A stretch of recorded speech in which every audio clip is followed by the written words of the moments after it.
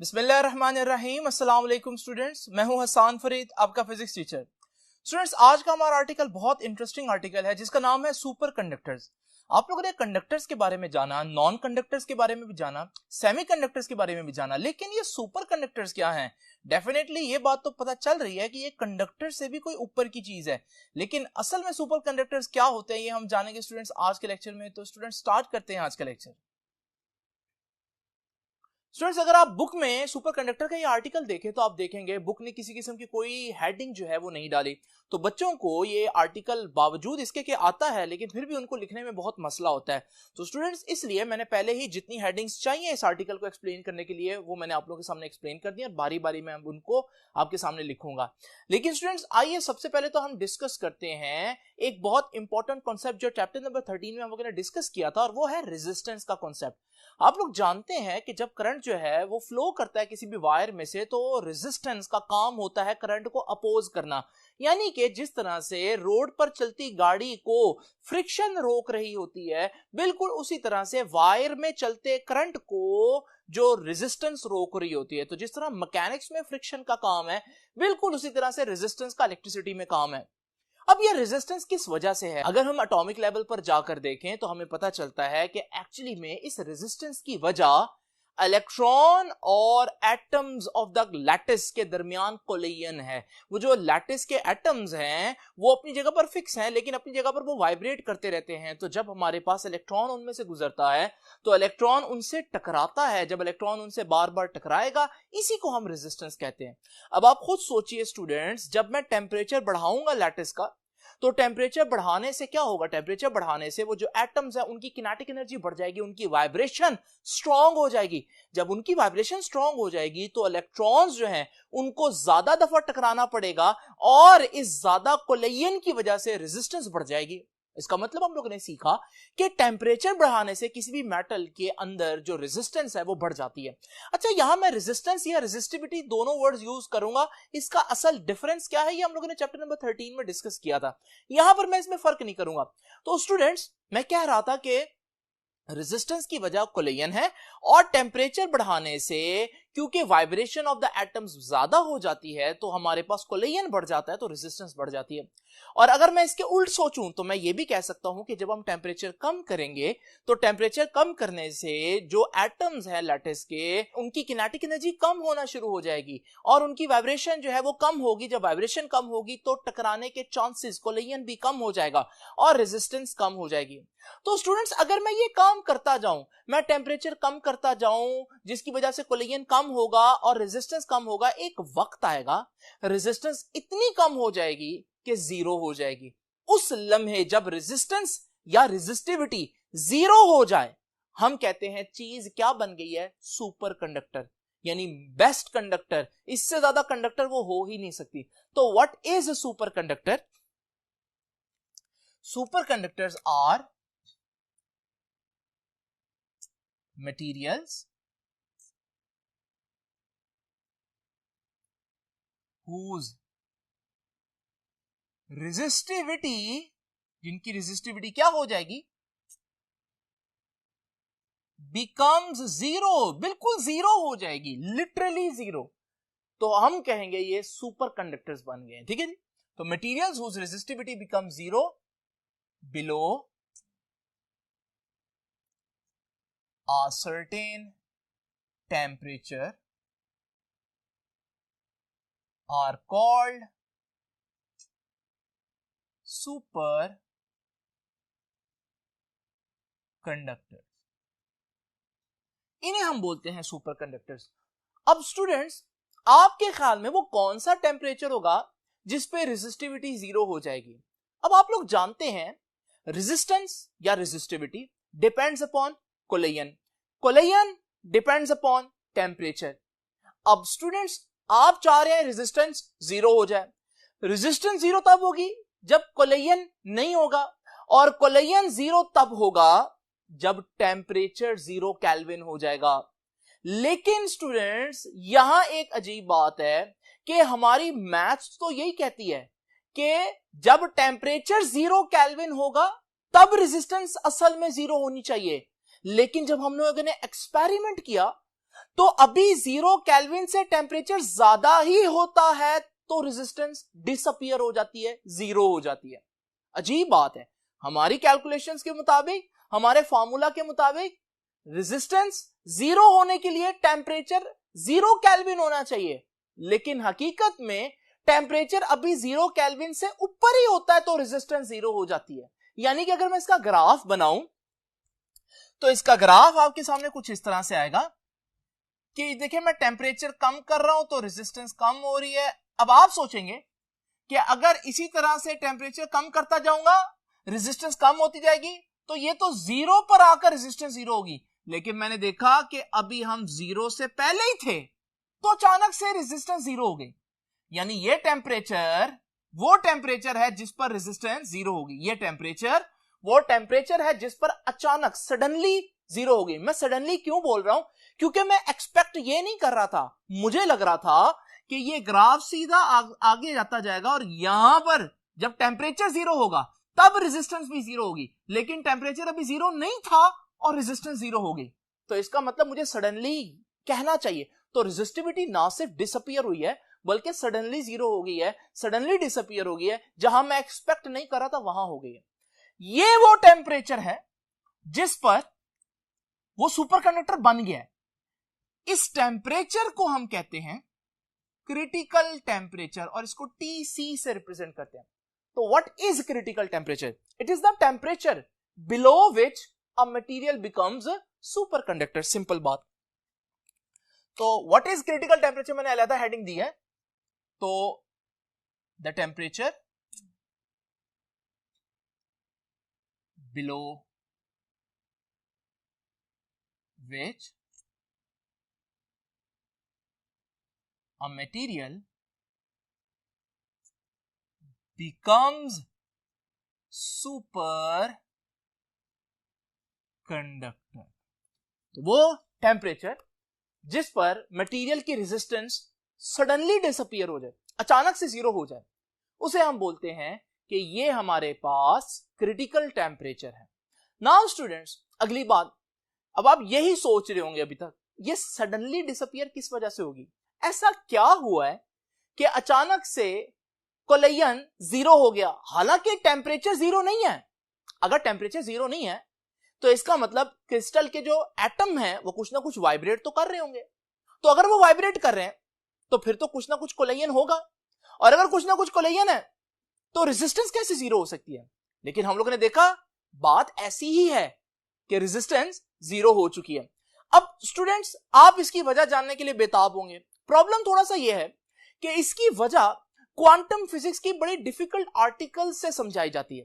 अब वो आर्टिकल क्योंकि आप लोगों ने नहीं पढ़े, इसकी एग्जैक्ट वजह तो अभी आप लोगों को नहीं बता सकते। उसकी पूरी थ्योरी है जिस पर हम बताते हैं कि सुपरकंडक्टर कैसे काम करते हैं, लेकिन मैं आप लोगों को सेटिस्फाई करने के लिए थोड़ा आसान तरीके से बता देता हूं। लेकिन ये एग्जैक्ट वैसी चीज नहीं है जो असल कॉन्सेप्ट है, क्योंकि वो अभी आप लोग समझ नहीं सकते।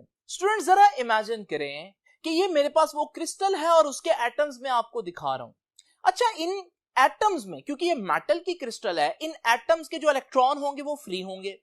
इलेक्ट्रॉन जब फ्री होंगे तो ये एटम से इलेक्ट्रॉन तो जुदा होगा, तो ये एटम जो है वो पॉजिटिवली चार्ज होगा क्योंकि इनके इलेक्ट्रॉन फ्री हैं।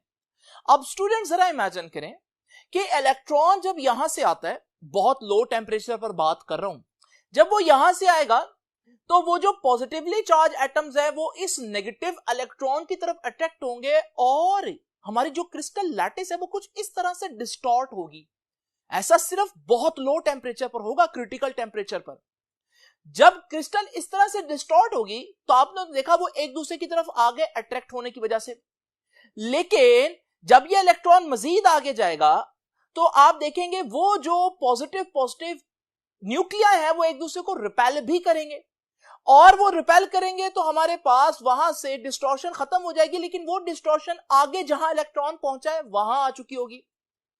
लेकिन वहां पर भी एटम इलेक्ट्रॉन से टकराएंगे नहीं, क्योंकि जब वो उसके करीब आएंगे तो रिपल्शन वापस आ जाएगी और वो दोबारा दूर हो जाएंगे, लेकिन डिस्टॉर्शन आगे जा चुकी होगी। और इसको अगर मैं कॉन्टिन्यूस प्रोसेस के तौर पर दिखाऊं तो स्टूडेंट्स कुछ इस तरह से आपको इलेक्ट्रॉन क्रिस्टल में से गुजरते हुए दिखाई देंगे। क्रिस्टल में से गुजरते हुए इलेक्ट्रॉन से न्यूक्लियाई कोलाइड नहीं कर पा रहे, क्योंकि सिस्टम कुछ ऐसा बन चुका है, कुछ चीजें ऐसी सिंक्रोनाइज हो चुकी हैं इस खास टेंपरेचर पर, जब हमारे पास इलेक्ट्रॉन के करीब आते हैं न्यूक्लियस, उसी वक्त रिपल्सिव फोर्सेस भी डोमिनेट करती हैं और वो वापस चले जाते हैं।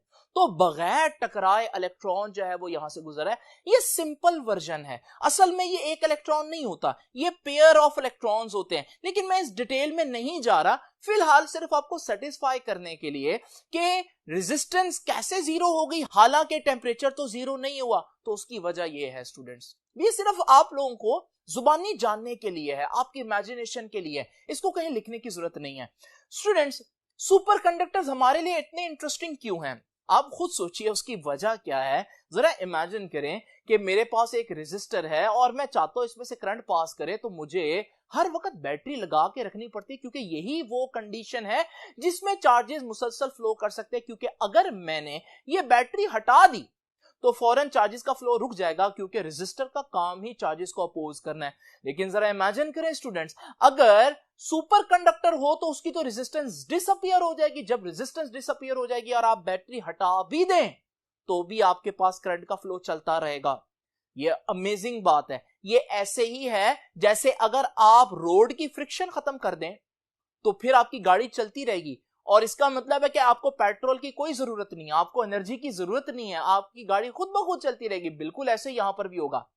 तो सुपर कंडक्टर्स इस लिहाज से इंपॉर्टेंट है, अगर ये हमारे पास हो तो हम बहुत ज्यादा एनर्जी जो है वो अपनी सेव कर सकते हैं। अब स्टूडेंट्स, आप लोग बेताब होंगे सुपर कंडक्टर की कुछ एग्जांपल समझने के लिए। सबसे पहले मैं आपको बताऊंगा कि सबसे पहला सुपर कंडक्टर जो है वो किसने डिस्कवर किया था। तो students, first superconductor was discovered by, शख्स का नाम था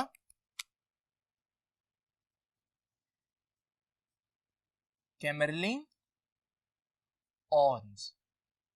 ये शख्स का नाम था जिसने पहला सुपर कंडक्टर डिस्कवर किया था। लेकिन कैसे? एक्सपेरिमेंट कर रहा था और मरकरी पर एक्सपेरिमेंट कर रहा था और मरकरी का टेम्परेचर कम कर रहा था। अचानक से मरकरी की रेजिस्टेंस जीरो हो गई। तो वो मैं लिख भी देता हूं कि first super conductor was discovered by Kamerlingh Onnes in 1911 में ये डिस्कवर हुआ था, when resistivity of mercury suddenly disappear at 4.2 kelvin. अच्छा, बहुत कम टेम्परेचर है 4.2 केल्विन, फिर भी 0 केल्विन से ऊपर ही है। तो स्टूडेंट्स, हम कह सकते हैं कि मरकरी जो है उसका क्रिटिकल टेम्परेचर जो है वो 4.2 केल्विन है।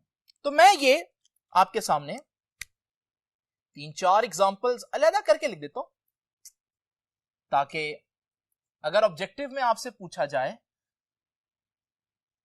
तो आप इनको इजीली एक्सप्लेन कर सकें। वो 4 एग्जांपल्स हैं mercury, aluminium, tin and lead. अब जैसे कि मैं बता चुका हूं, मरकरी का क्रिटिकल टेम्परेचर था 4.2 केल्विन। इसी तरह से एल्यूमिनियम का जो क्रिटिकल टेम्परेचर था वो 1.18 केल्विन था, और टिन का क्रिटिकल टेम्परेचर था 3.72 केल्विन, और लेड का क्रिटिकल टेम्परेचर था 7.2 केल्विन। तो स्टूडेंट्स, ये चारों एग्जांपल्स जो हैं ये आपकी बुक ने भी यहां पर डिस्कस की हुई हैं, और ये आप लोगों को ऑब्जेक्टिव में पूछी जा सकती हैं। अब स्टूडेंट्स, डिस्कस करते हैं कि हमारे पास सुपर कंडक्टर्स में से हाई टेम्परेचर सुपर कंडक्टर्स क्या होते हैं। पहले तो आपको मैं ये बताता चलूं कि जो एग्जांपल मैंने आप लोगों के सामने लिखी है वो सुपर कंडक्टर्स तो हैं, लेकिन जरा देखें वो किस टेम्परेचर पर जाकर सुपर कंडक्टर बन रही हैं। 4.2 केल्विन, 1.18 केल्विन, 3.72, यानी कि 0 केल्विन के बहुत करीब करीब। क्या नॉर्मल रूटीन में इतना टेम्परेचर होता है? ये टेम्परेचर तो सिर्फ मैं बड़ी स्पेसिफिक कंडीशंस में लैब में ही अचीव कर सकता हूं। तो इसका मतलब सुपर कंडक्टर तो फिर सिर्फ लैब में ही बन सकते हैं, और जब वो लैब में बनेंगे तो फिर डेली लाइफ में उसका तो कोई यूज मेरे ख्याल में नहीं हो सकता। तो मैं चाहता हूं मेरे पास ऐसे सुपर कंडक्टर्स हो जिनका क्रिटिकल टेम्परेचर काफी ज्यादा हो, उन्हें हम कहते हैं हाई टेम्परेचर सुपर कंडक्टर, ताकि मैं उनको डेली लाइफ में भी तो यूज कर सकूं। लेकिन मैं किन सुपर कंडक्टर्स को हाई टेम्परेचर बोलूंगा? मुझे कोई बाउंड्री तो डिसाइड करनी पड़ेगी ना, डिफाइन करना पड़ेगा कोई स्टैंडर्ड। वो स्टैंडर्ड क्या है? मैंने ये डिसाइड किया कि जिन सुपर कंडक्टर्स का क्रिटिकल टेम्परेचर 77 केल्विन से ज्यादा होना, उसको मैं कहूंगा ये हाई टेम्परेचर सुपर कंडक्टर्स हैं।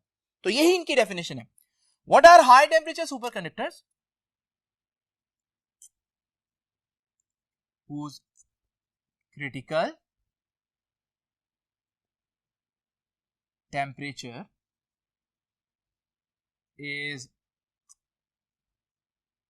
above 77 kelvin.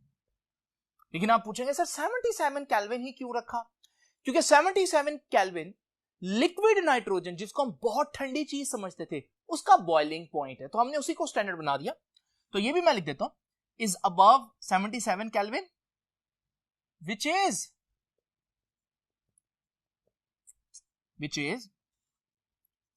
the boiling point of liquid nitrogen। तो ये है हमारे पास, मैं इस तरह से हाईलाइट कर देता हूं ताकि आपको याद रहे। तो स्टूडेंट्स, जिनका क्रिटिकल टेम्परेचर 77 केल्विन से ज्यादा होगा, उन्हें हम कहेंगे कि ये हाई टेम्परेचर सुपर कंडक्टर्स हैं। ऑल्दो ये भी बहुत ज्यादा टेम्परेचर नहीं है, लेकिन फिर भी इनके मुकाबले में अगर आप देखें तो ये काफी ज्यादा टेम्परेचर बनता है। तो students, high temperature super conductors की क्या एग्जांपल्स हैं? यहां पर दो एग्जांपल्स मैं आप लोगों के सामने लिखता हूं। तो पहली एग्जांपल है हमारे पास इन 1986 a new class of ceramic materials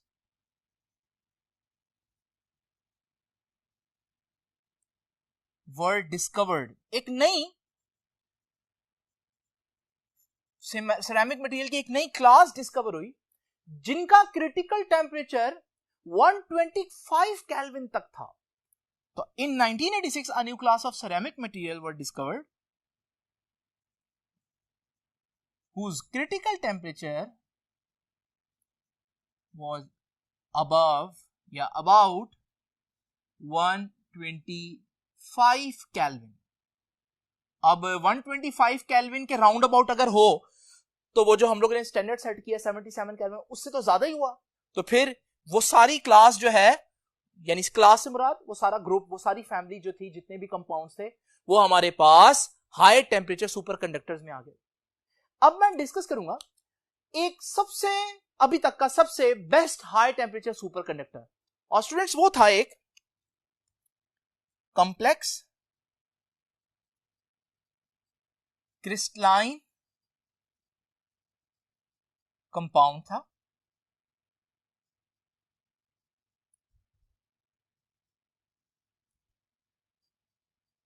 known as yttrium barium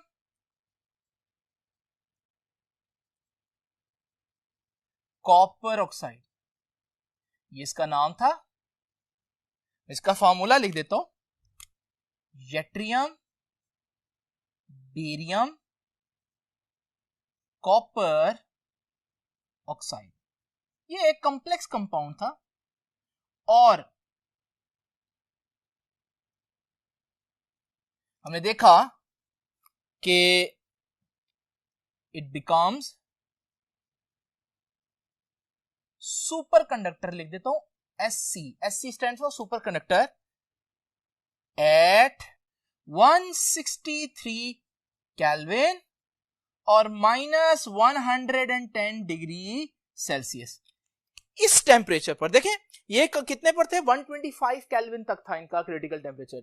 इस कंपाउंड को देखें तो ये 163 केल्विन तक इसका क्रिटिकल टेम्परेचर है, यानी कि ये तो उससे भी ज्यादा हाई टेम्परेचर सुपर कंडक्टर है। और याद रखिएगा, जिस शख्स ने इस सुपर कंडक्टर को डिस्कवर किया था उस शख्स का नाम था प्रोफेसर याओ लियांज ली, आपकी बुक ने डिस्कस किया, और उसकी यूनिवर्सिटी कैम्ब्रिज यूनिवर्सिटी। ये ऑब्जेक्टिव के लिए आप लोगों ने याद रखना है। तो स्टूडेंट्स, ये तो होगी एग्जांपल। पहले हम लोगों ने देखा सुपर कंडक्टर्स क्या होते हैं, फिर हम लोगों ने देखा कि हाई टेम्परेचर सुपर कंडक्टर्स क्या होते हैं, और हमारी जरूरत क्या है। हमारी जरूरत अभी भी पूरी नहीं हो रही। ये भी 163 केल्विन इनके मुकाबले में भले बहुत ज्यादा टेम्परेचर है, लेकिन आपके मुकाबले में, आपके रूम टेम्परेचर के मुकाबले में तो अभी भी बहुत कम है। तो हमारी ख्वाहिश क्या है? हमारी ख्वाहिश है ना सुपर कंडक्टर डिस्कवर करने की, ना high temperature super conductor discover करने की, बल्कि हमारी ख्वाहिश है room temperature super conductor.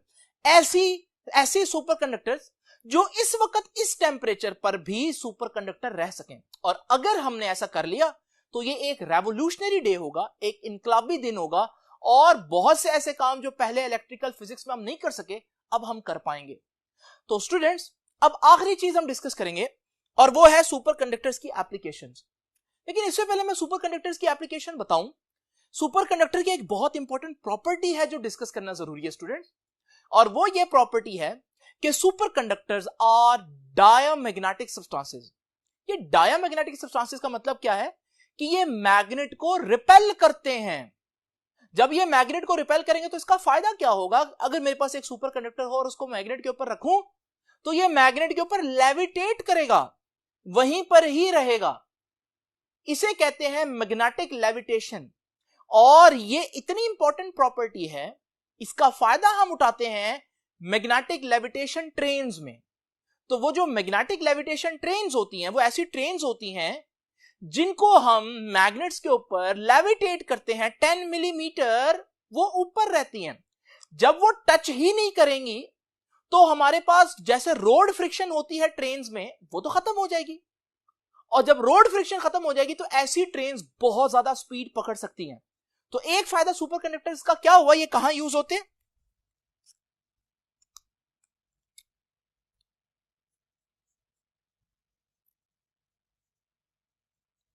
Magnetic levitation trains में। और इसका फायदा कहां है स्टूडेंट्स? इसका फायदा है हमारे पास इसके अलावा एमआरआई में। एमआरआई एक टेक्निक होती है जो यूज करते हैं हम डिफरेंट प्रॉब्लम को डायग्नोज करने के लिए मेडिकल में। मैग्नेटिक रेजोनेंस इमेजिंग इसका पूरा नाम है। एमआरआई मशीन कुछ इस तरह से दिखती है स्टूडेंट्स। आप लोगों ने डिफरेंट फिल्म में या ड्रामों में आप लोगों ने देखा होगा इस मशीन को। और स्टूडेंट्स याद रखिएगा, इस मशीन के अंदर भी बहुत स्ट्रॉन्ग किस्म के मैग्नेटिक फील्ड्स होते हैं जो इनसे प्रोड्यूस किए जाते हैं। और इसके ऊपर अक्सर कॉशन लिखा भी होता है कि स्ट्रॉन्ग मैग्नेटिक फील्ड है, इसके करीब नहीं जाना। तो स्टूडेंट्स, एमआरआई मशीन में भी यही यूज होते हैं। एमआरआई का पूरा नाम याद रखिएगा, मैग्नेटिक रेजोनेंस इमेजिंग। और स्टूडेंट्स, इसके अलावा स्मॉल बट पावरफुल मोटर्स, छोटी अगर हमने मोटर्स बनानी लेकिन बहुत पावरफुल बनानी है तो उसके लिए भी हम यहां पर यूज करते हैं सुपर कंडक्टर्स का। और लास्ट चीज जो आपकी बुक ने डिस्कस की है एप्लीकेशन के तौर पर, वो है फास्ट कंप्यूटर चिप्स। तो स्टूडेंट्स, ये था हमारा आज का आर्टिकल। देखिए, मैंने आप लोगों के सामने आर्टिकल को बेहतरीन तरीके से लिख दिया ताकि आप लोगों को अगर कोई शॉर्ट क्वेश्चन में कोई एक चीज पूछ ली जाती है तो आप उसका भी आंसर दे सके, और अगर ये लॉन्ग क्वेश्चन में कोई पूछ ले तो भी आप इसको पूरा लिख सकें। तो शॉर्ट क्वेश्चन में वो खाली एप्लीकेशन पूछ सकता है, एग्जांपल्स पूछ सकता है, हाई टेम्परेचर सुपर कंडक्टर के बारे में पूछ सकता है। तो स्टूडेंट्स, ये था हमारा आज का आर्टिकल। आई होप कि आपको इंटरेस्टिंग लगा होगा। अब आपसे इंशाल्लाह मुलाकात होगी नेक्स्ट आर्टिकल में। तब तक के लिए अल्लाह हाफिज।